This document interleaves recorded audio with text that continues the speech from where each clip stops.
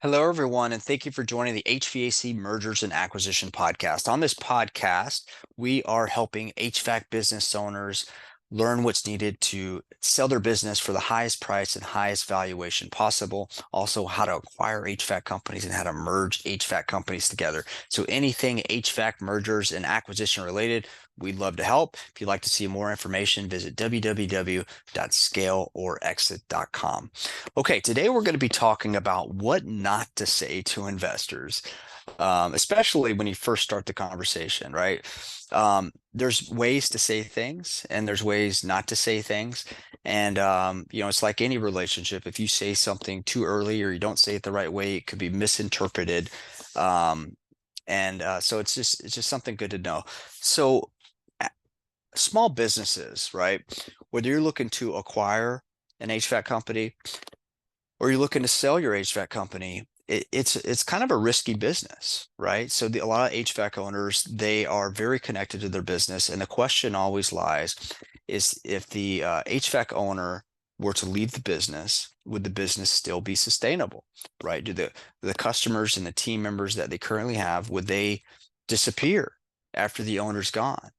And so this is a very real question that to think about whether you are looking to acquire an HVAC company or when you're selling your company, right? And so what not to say to an investor when you're selling your company is, I just want to get out of the business as quick as possible. I just want to exit because typically after an acquisition, there's going to be a transitional period, right?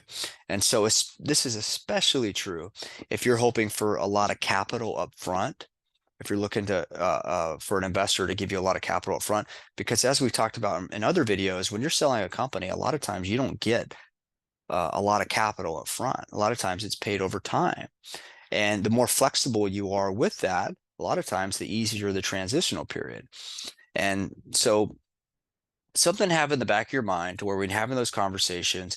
If you do want to exit as quick as possible, you may want to ask the investor a little bit of questions before making that statement. So you may want to ask them, what does the transitional period look like, and see if it's within reason before you just share, I don't want to be a part of the company anymore, right? Because if it looks like you're trying to exit as quick as possible, red flags could go up, and the investor may be wondering, okay, why are they trying to take, get a lot of capital up front and then leave right away? So um, just have that in the back of your mind. There's nothing wrong with wanting to exit right away. You may want to say something to the effect of, I'd like to develop an exit plan, not in a big rush to exit, but I'd like to develop a plan to exit in the future, right? And that's understandable. Typically, investors understand that. But in the very first conversation or even couple conversations, if you're like, I want to get out as quick as possible, that can be very scary to an investor because a small business is can be a risky investment. So just something to think about. That's come up before, and just wanted to share that with you, and hopefully you found that helpful. Stay tuned for future episodes.